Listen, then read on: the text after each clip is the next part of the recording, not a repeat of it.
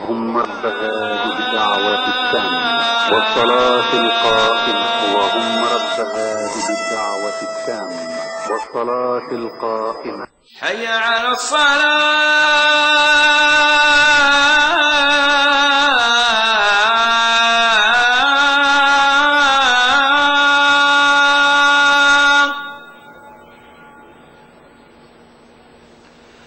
حي على الصلاة.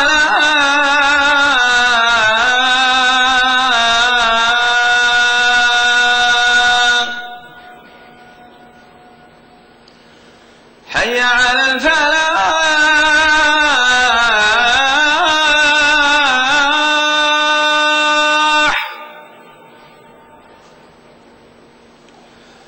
حي على الفلاح.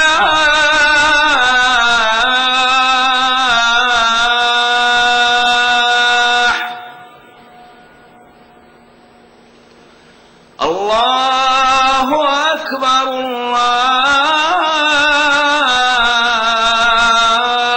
الله أكبر. لا إله إلا الله.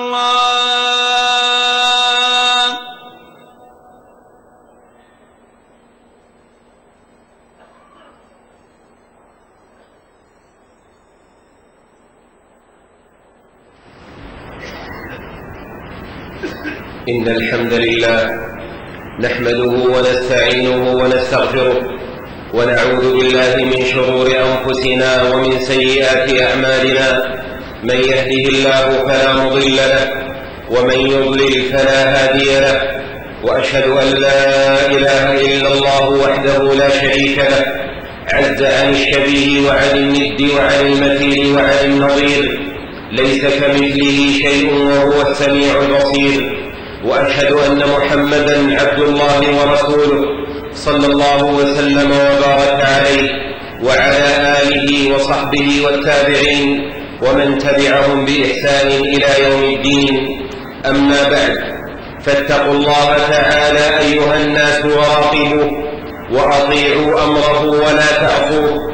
يا أيها الناس اتقوا ربكم الذي خلقكم من نفس واحدة وخلق منها زوجها وبث منهما رجالا كثيرا ونساء، واتقوا الله الذي تساءلون به والأرحام، إن الله كان عليكم رقيبا.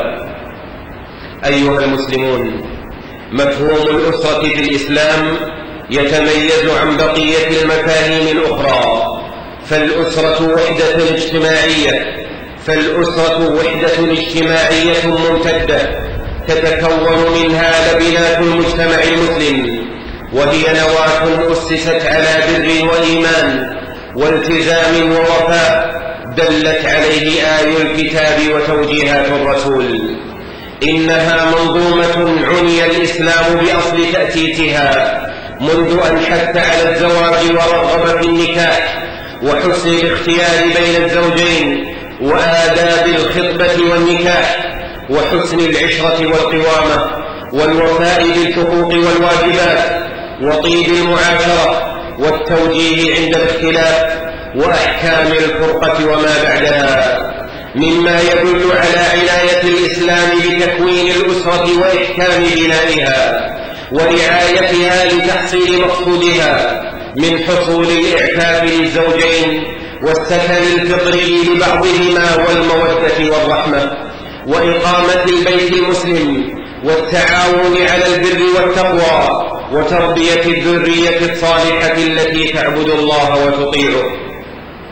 والأسرة تمتد لتشمل وحدات مترابطة تضم الأقارب والأرحام وتراقب ذاتها في سلوك أفرادها والتزامهم المبادئ والقيم، في توريث للخير ورعاية لنفس الصلاح في أرض الأسرة المورقة. يذكي ذلك التوجيه بصلة الأرحام وإيجاب التربية والرعاية، رعاية صحية وجسدية، غذاء وسكن، وتوفير للحب والعطف والرحمة والراحة النفسية لكل الأفراد مهما كان موقعهم من الأسرة. كما يلتزم الوالدان بتقديم العلوم الضرورية والخبرات الكافية لمن تحت أيديهم عن دينهم وتعاليمه وكل ما يؤدي بهم لأن يكونوا أفرادا صالحين وعبيدا لرب العالمين، مع تهيئتهم لمعيشة كريمة في هذه الحياة. وبقدر ترابط الأسر يقوى تماسك المجتمع ويشتد. ومع أن الزواج وتكوين الأسرة ضرورة حياة وجبلة وفطرة، إلا أنه أيضا رباط يمتد إلى اليوم الآخر، جنات عدن يدخلونها ومن صلح من آبائهم وأزواجهم وذرياتهم. وهذا ختام المفاهيم لرابطة الأسرة في الإسلام. أيها المسلمون، الحديث عن الزواج وتكوين الأسر مع إقبال موسم تكثر فيه مناسباته هو حديث ذو شجون، وأكثر ما يشجي فيه ويؤلم كثرة الفشل فيه وتفشي المشكلات الزوجية وارتفاع نسب معدلات الطلاق إلى ثلث الزيجات وأكثر، مما يكدر الفرح بكثرة الزواجات ويستدعي نظر أهل العلم والفكر وتنبه أصحاب الرأي والقرار. كما أن على رجالات التربية والتعليم والمسؤولين عن المناهج وسياسات التعليم أن يبذلوا مزيد عناية في هذا الجانب للبنين والبنات، ويتحمل الإعلام واجبا كبيرا ومسؤولية أخلاقية تجاه المجتمع بما يعرضه سلبا أو إيجابا، وليس لأحد أن يدعي العصمة أو السلامة من الخطأ، فالمراجعات من شيم النبلاء. ينبغي أن يعاد النظر في مدى تحقيق التعليم والإعلام للأهداف النبيلة الراعية للأسر تكوينا وإنشاء وتربية على القيم والمبادئ والأخلاق الفاضلة وطيب المعشر وحسن التعامل والوفاء بالحقوق والقيام بالواجبات وكيفية أدائها. لا بد أن تتكرر هذه الفضائل حتى تتقرر وتستقر في العقول والقلوب لتصبح سلوكا يطبق لا مجرد نظريات مهجورة. وإن على الأولياء مسؤولية عظيمة تجاه الخاطب، فهي أمانة يسأل عنها يوم القيامة. أيها المسلمون، الزواج أمر إلهي وحظ نبوي وسنة للمرسلين، وأنكحوا الأيام منكم والصالحين من عبادكم وإمائكم إن يكونوا فقراء يغنيهم الله من فضله، فانكحوا ما طاب لكم من النساء مثنى وثلاث ورباع، فإن خفتم ألا تعدلوا فواحدة أو ما ملكت أيمانكم. وفي أمر الرسول صلى الله عليه وسلم: يا معشر الشباب من استطاع منكم الباءة فليتزوج. الحديث متفق عليه.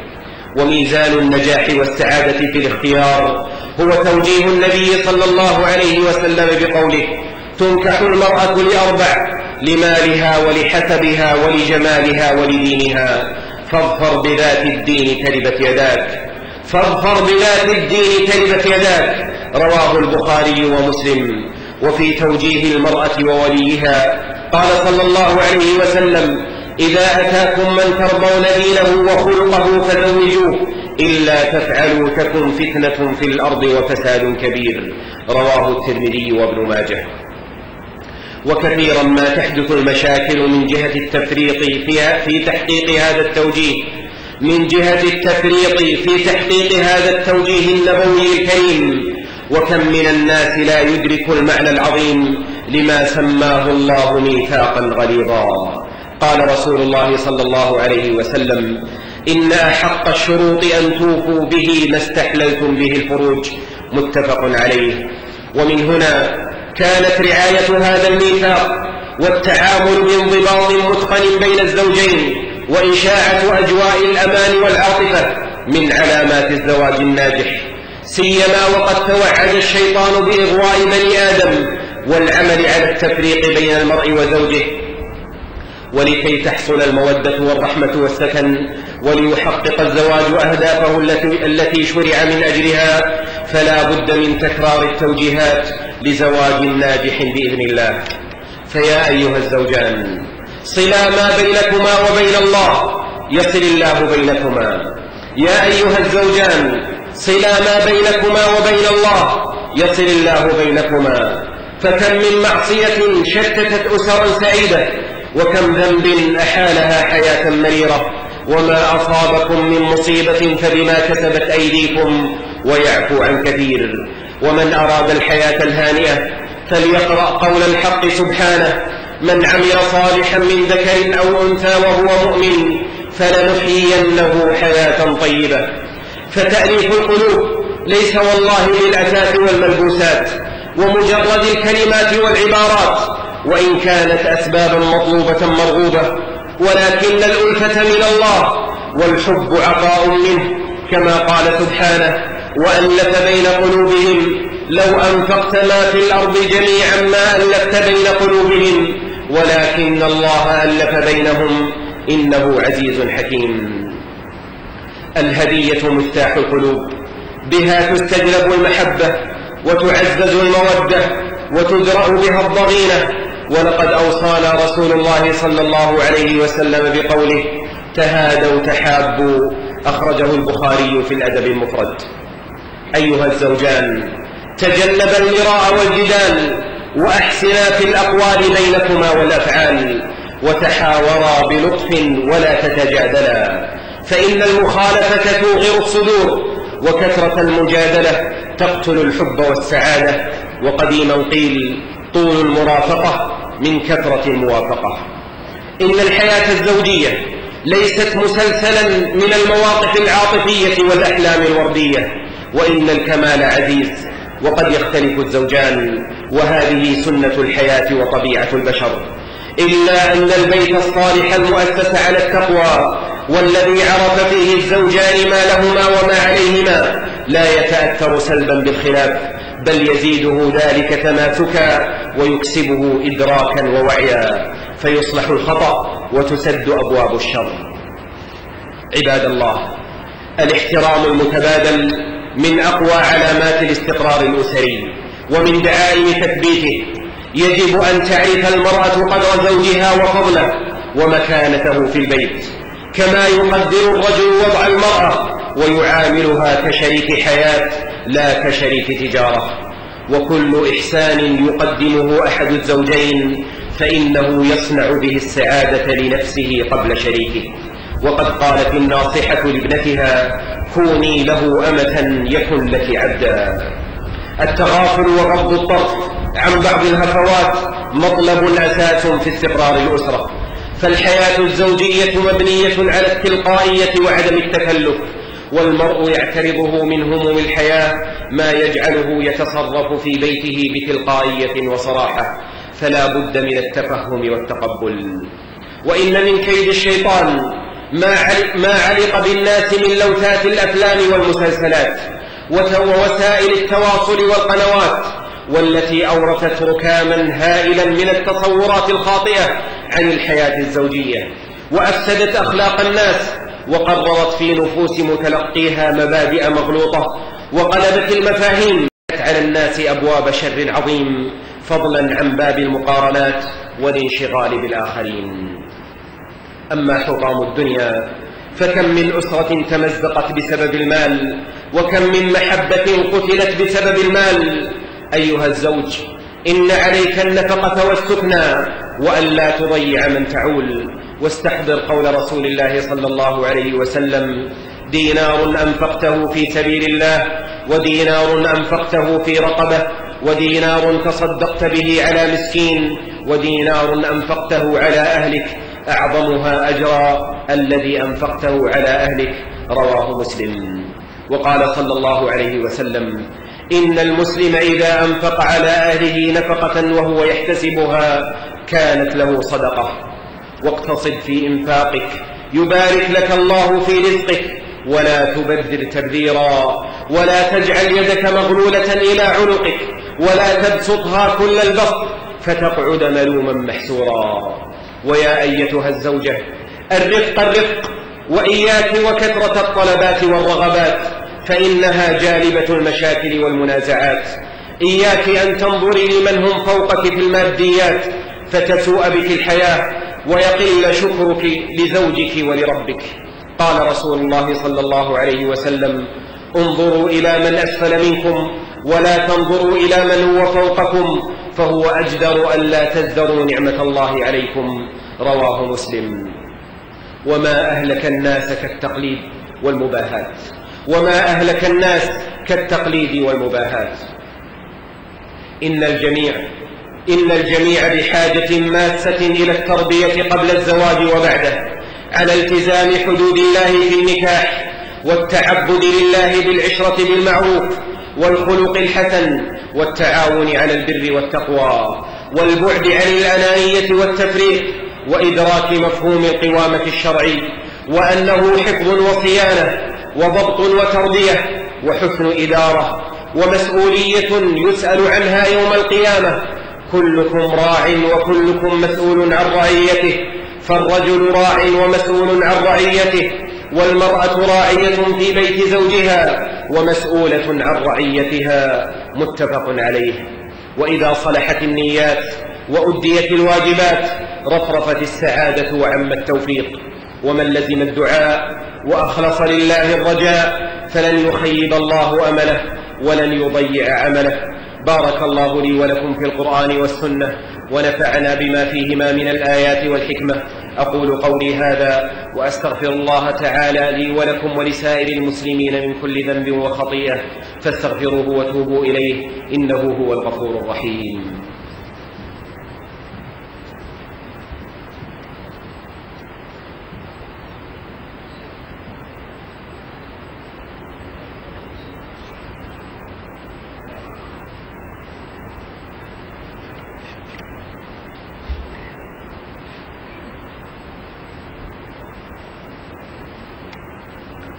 الحمد لله. خلق فسوى وقدر فهدى، خلق الزوجين الذكر والأنثى من نطفة إذا تمنى. وأشهد أن لا إله إلا الله وحده لا شريك له، وأشهد أن محمدا عبده ورسوله صلى الله وسلم وبارك عليه وعلى آله وصحبه أجمعين.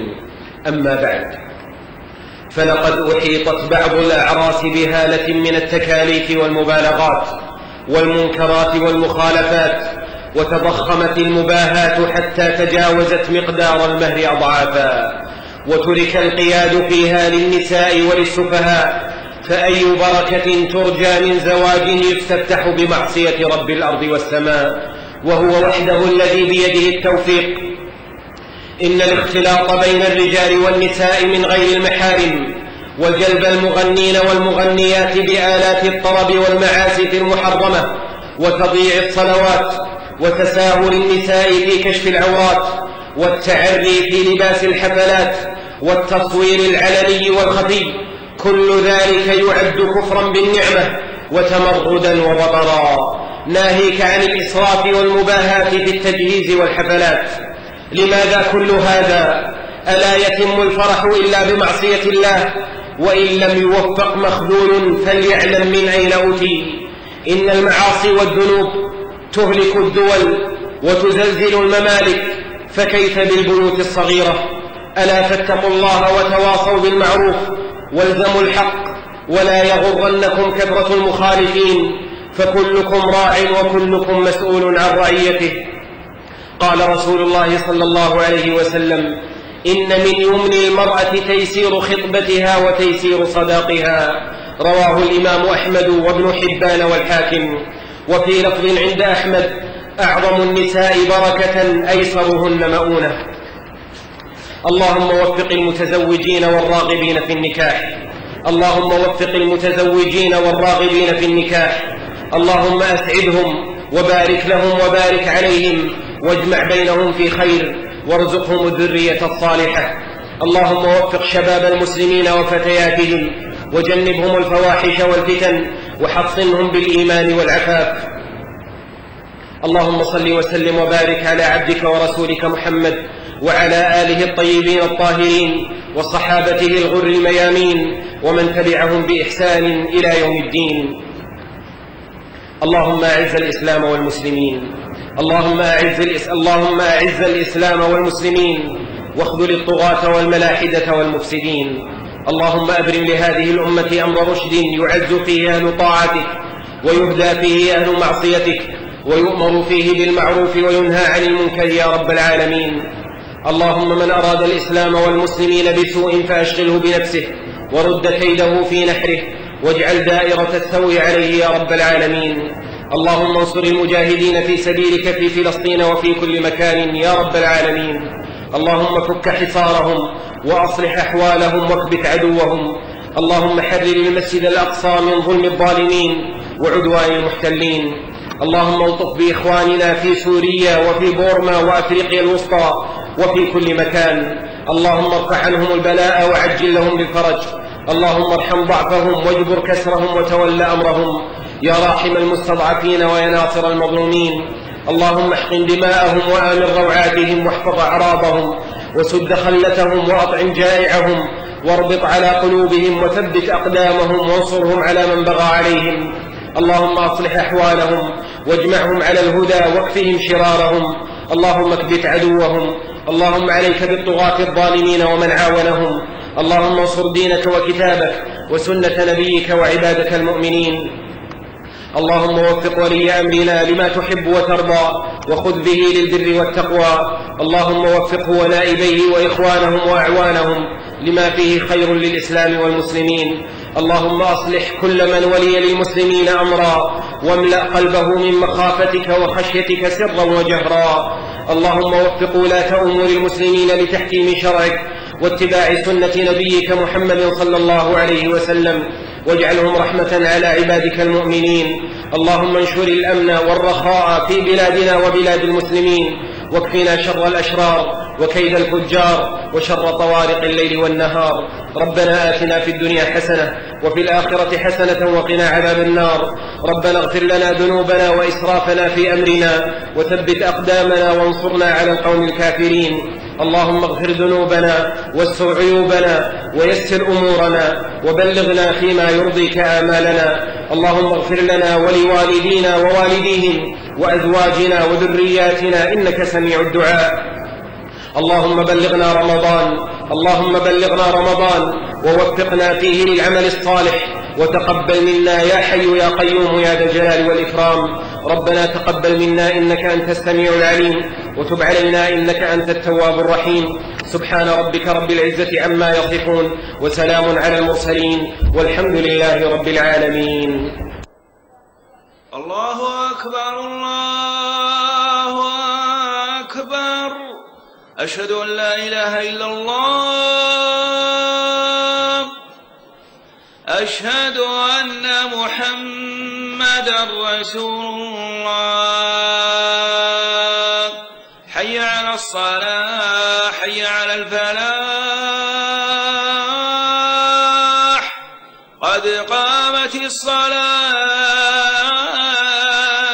قد قامت الصلاة. الله أكبر الله أكبر. لا إله إلا الله.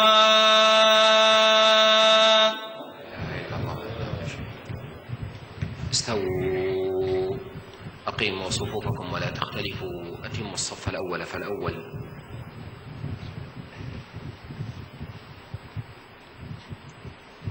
الله أكبر. الله أكبر.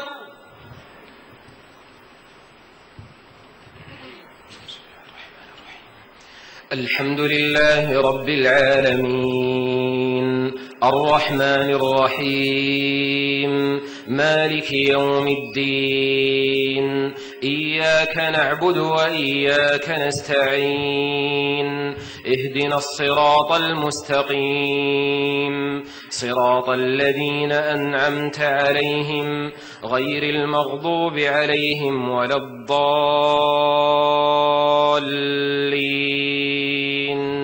آمين. سبح اسم ربك الأعلى الذي خلق فسوى والذي قدر فهدى والذي أخرج المرعى فجعله غثاء أحوى سنقرئك فلا تنسى إلا ما شاء الله إنه يعلم الجهر وما يخفى ونيسرك لليسرى فذكر إن نفعت الذكرى سيذكر من يخشى ويتجنبها الأشقى الذي يصلى النار الكبرى ثم لا يموت فيها ولا يحيا قد أفلح من تزكى وذكر اسم ربه فصلى بل تؤثرون الحياة الدنيا والآخرة خير وأبقى إن هذا لفي الصحف الأولى صحف إبراهيم وموسى. الله أكبر.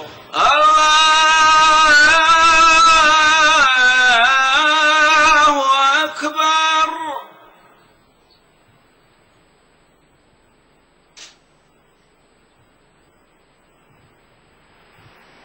سمع الله لمن حمده. ربنا ولك الحمد.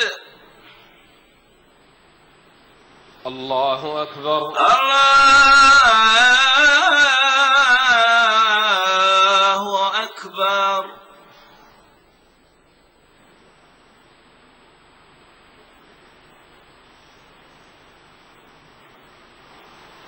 الله أكبر. الله أكبر. الله أكبر. الله أكبر.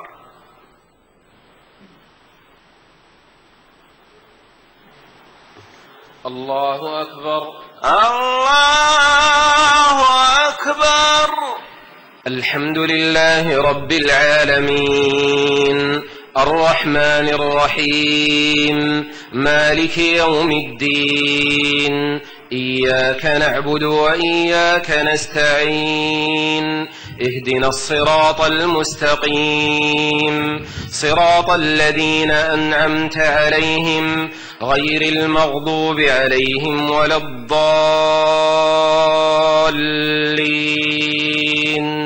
آمين.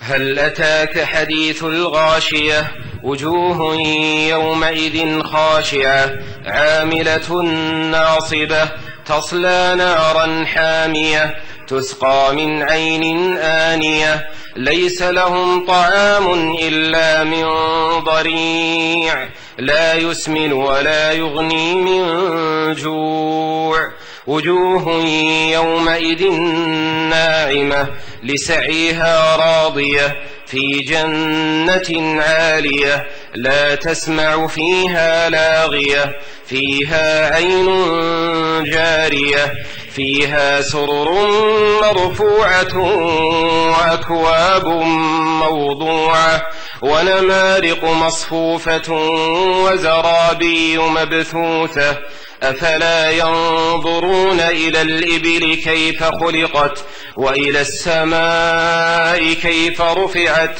وإلى الجبال كيف نصبت وإلى الأرض كيف سطحت فذكر إنما أنت مذكر لست عليهم بمسيطر إلا من تولى وكفر فيعذبه الله العذاب الأكبر إن إلينا إيابهم ثم إن علينا حسابهم. الله أكبر. الله أكبر.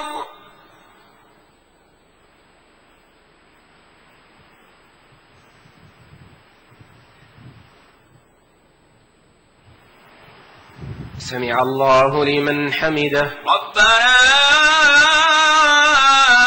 ولك الحمد. الله أكبر. الله أكبر.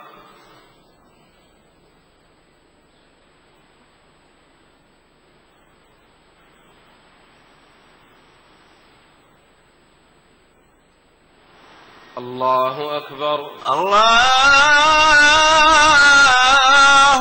أكبر. الله أكبر. الله أكبر. الله أكبر. الله أكبر.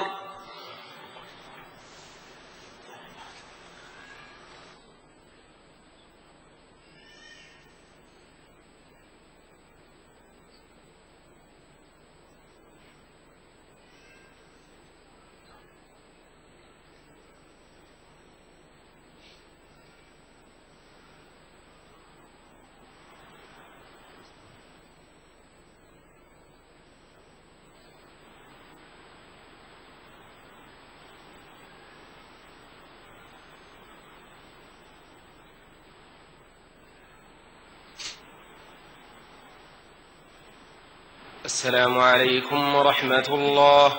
السلام عليكم ورحمة الله.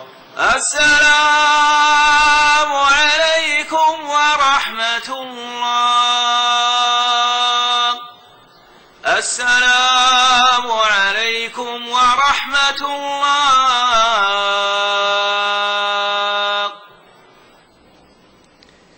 اللهم أنت السلام ومنك السلام، تباركت ربنا وتعاليت يا ذا الجلال والإكرام. هكذا إخوة الإيمان في كل مكان